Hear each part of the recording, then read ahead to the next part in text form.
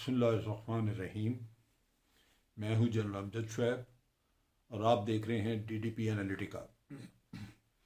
आज हम मज़ीद बातचीत करेंगे उसी टॉपिक पे जिस पे कि पहले हम कुछ थोड़ा बहुत उस पर डिस्कशन कर चुके, बात कर चुके हैं, और वो है भारत और एनडीएस का टेररिज्म के ऊपर नेक्सस जो कि अफ़गानिस्तान में मौजूद है, और उनके मकासद, उनकी सोच।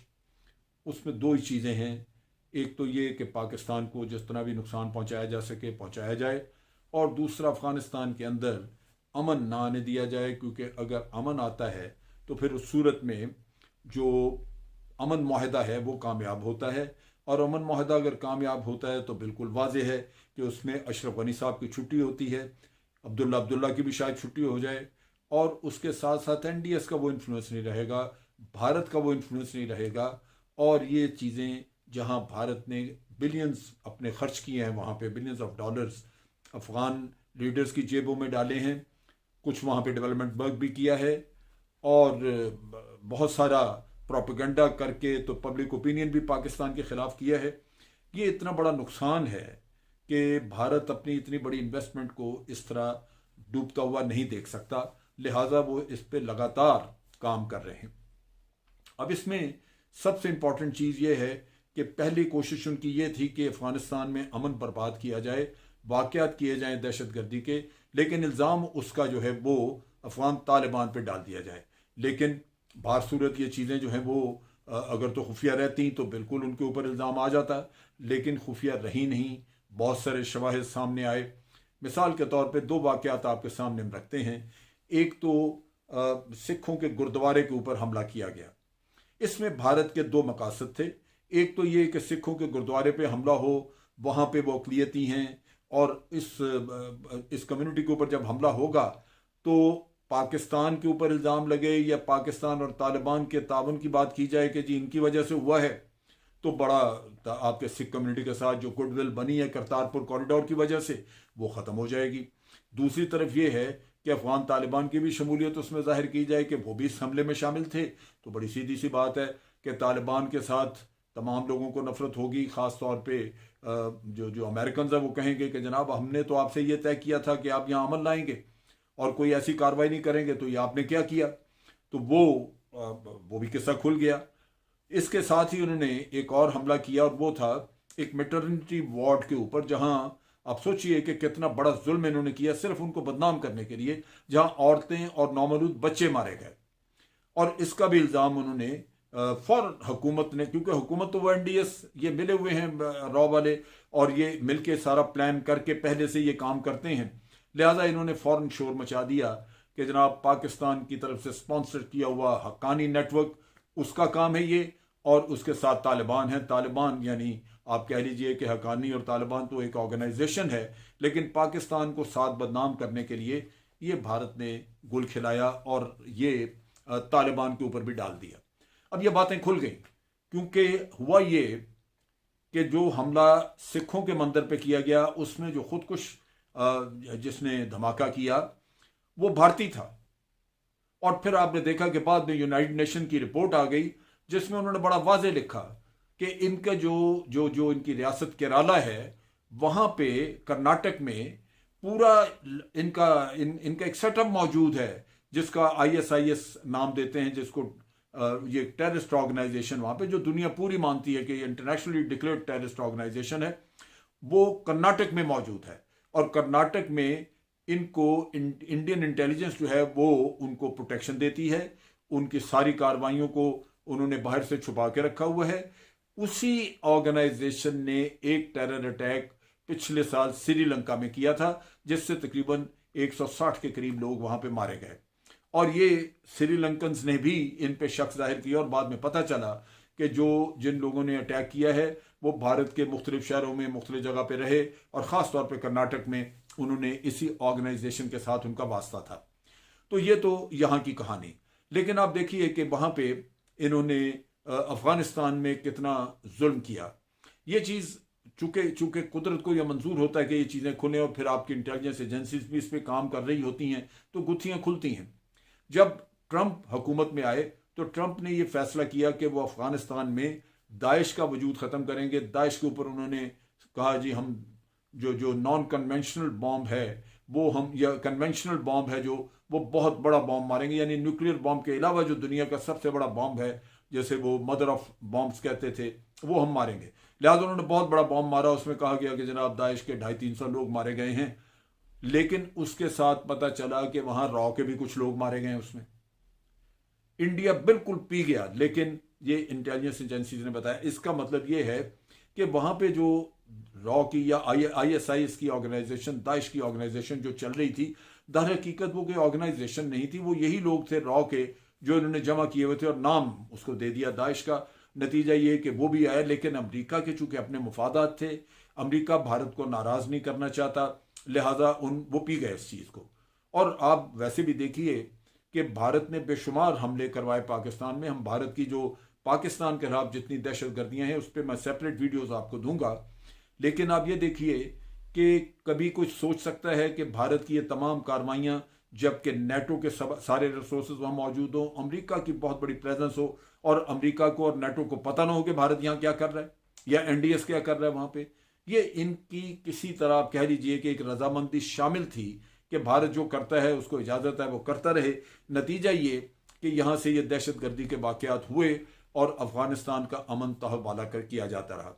अब बात यह है कि ये चीज़ें जो हैं ये हमारे हमसाया मुल्क भी देख रहे हैं। पाकिस्तान, ईरान, चाइना, रशिया, ये वो मुल्क हैं जिनकी सरहदें मिलती हैं और ये डायरेक्टली इफेक्टेड हैं, इनको नुकसान पहुंचता। अगर यहाँ पे दहशतगर्दी फैलेगी, दहशतगर्दी रहेगी, तो आपको, हमें सबको इस चीज़ का खदशा है कि ये जो इस तरह की कुव्वतें हैं वहाँ पे भारत है या NDS वगैरह, ये अपने मकासद के लिए उन दहशत गर्दों को कहीं ना कहीं इस्तेमाल करेंगी।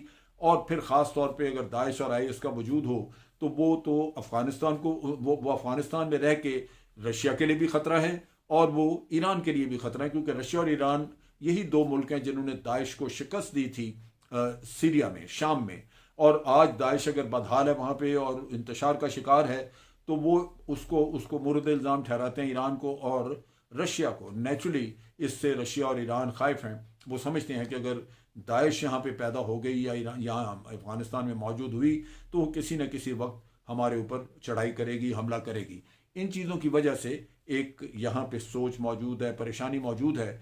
और ये तमाम मुल्क, हमारे पाकिस्तान, अफ़गानिस्तान, पाकिस्तान, चाइना, ईरान और रशिया, ये चारों मुल्क मिलके, इनकी इंटेलिजेंस एजेंसीज मशावरत करती हैं और फिर उसके बाद अफ़गानिस्तान के बारे में एक मुश्तरका पॉलिसी बनाती हैं ताकि यहाँ पे दहशत गर्दी को कंट्रोल किया जा सके।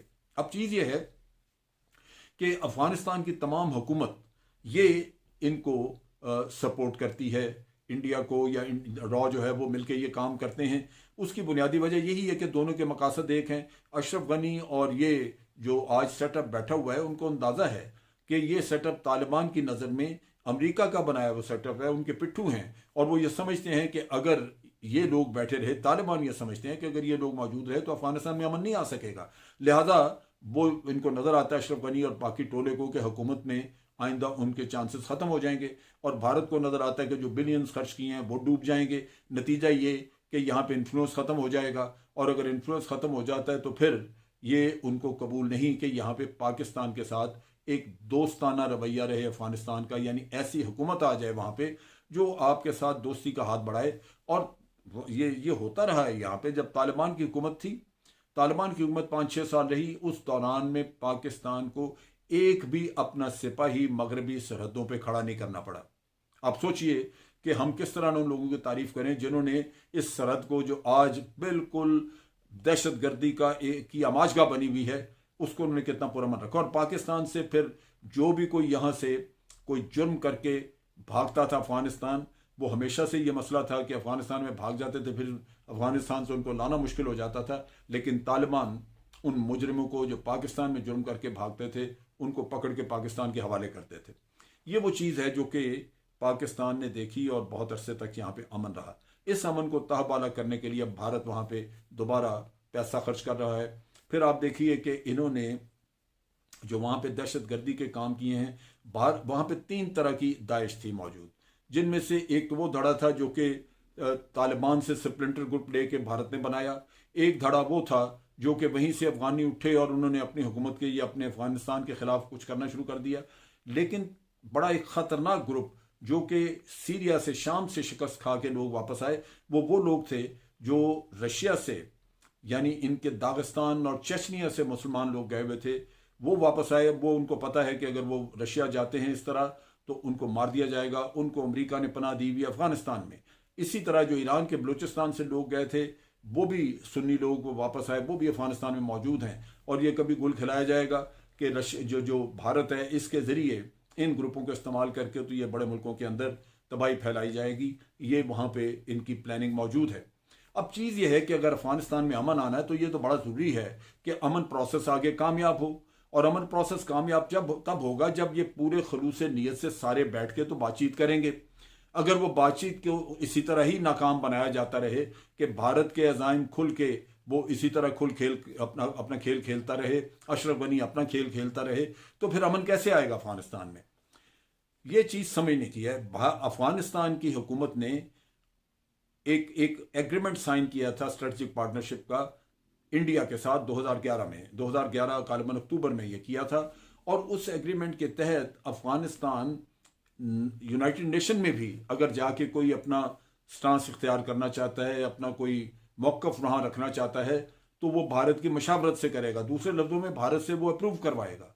भारत इतना कुछ उनके ऊपर हावी है कि उसके ट्रेंड लोग सारे इनके अदारों में मौजूद हैं। और आज ये कहें, ये कहा नहीं जा सकता किसी भी सूरत में कि अफगानिस्तान का कोई भी अदारा भारत के असर रसूख से बाहर है। वो हो नहीं सकता, है ही नहीं, क्योंकि इन्हीं के ट्रेंड लोग बैठे हैं। लिहाजा अब ये सारी चीज़ अफगानिस्तान के अवाम को सोचनी है। अफगानिस्तान के अवाम को ये सोचना है कि क्या वो अपने मुल्क में अमन चाहते हैं या नहीं चाहते। ये बात देखने की है कि पाकिस्तान के ऊपर शकूक व शुबहात करने की बजाय उन्हें देखना चाहिए कि पाकिस्तान के लिए अफगानिस्तान का अमन बहुत ज़रूरी है। क्योंकि जब भी अफगानिस्तान में बदअमनी फैलती है, जब भी वहाँ से लोग नकल मकानी करते हैं, सारा बोझ पाकिस्तान पे आता है। ये कैसे हो सकता है कि पाकिस्तान ये सोचे कि अफगानिस्तान में अमन ना आए? अफगानिस्तान का अमन जो है वो हमारे लिए बड़ा अहम है। नतीजा ये कि हम हर तरह का तावन कर रहे हैं, लेकिन भारत वहाँ पे दहशतगर्दी करवा के तो ये सारे प्रोसेस को नाकाम बना रहा है। ये अवाम, अफगानिस्तान के अवाम, उन्होंने देखना है कि उनको अपने मुल्क का अमन चाहिए या भारत की मोहब्बत चाहिए। उनको अपने मुल्क में एक सुकून और अमन का वक्त चाहिए या वो अशरफ गनी को बैठा हुआ याशी करता देखना चाहते हैं। ये चीज़ है जो अब जब उनके अपने लोग उठ के फैसला करेंगे तो फिर मेरा ख्याल है आपकी मंजिलें बिल्कुल सामने नजर आएंगी, मामला बिल्कुल क्लियर हो जाएंगे। और मेरा ख्याल है कि वो एक रास्ता बिल्कुल अफगानियों को उनकी मंजिल तक पहुंचाएगा। और वो मंजिल है अफगानिस्तान का मुकम्मल पुरअमन होना, वहाँ पे ऐसा देरपा अमन होना जिसमें अफगानिस्तान तरक्की कर सके। ये पूरा खित्ता जो हमारी सेंट्रल एशिया है, Iran, Afghanistan, Russia, Pakistan, China, ये पूरा खित्ता ये तरक्की करे, क्योंकि यहाँ पे तिजारत होगी इन सारे ममालिक के दरमियान। और हमारा सी पैक इस्तेमाल होगा तो ये बंदरगाहें हमारी जो हैं वो भी इस्तेमाल होंगी। ये पूरा खित्ता उससे मुस्तफ़ीद होगा। ये वो चीज़ है जो भारत की और NDS की एक साजिश है जिसको नाकाम बनाना है। पाकिस्तान के अवाम बार बार, पाकिस्तान की इंटेलिजेंस एजेंसी, पाकिस्तान के मुख्तलिफ अदारे वो बार बार अफगान कौम को वार्न कर रहे हैं, बता रहे हैं कि आपको अपना अमन चाहिए और अमन के लिए आप उठ खड़े हों। ये मुज़ाकरात का जो आपको मौका मिल रहा है उसको कामयाब बनाएं, मुज़ाकरात कामयाब हों, एक ब्रॉड बेस्ड गवर्नमेंट बने। हमारे कोई फेवरेट वहाँ पे नहीं है, लेकिन हम ज़रूर चाहते हैं कि आप बैठ के सोचें, मुज़ाकरात करें और अमन प्रोसेस को कामयाबी की मंजिल तक पहुँचाएं। ये वो नेक्सस है भारत का दहशतगर्दी का NDS के साथ, जिसको नाकाम बनाना अफ़गानिस्तान के अवाम का अव्वलीन फ़र्ज़ है, अगर वो चाहते हैं कि उनके मुल्क में देरपा अमन आए।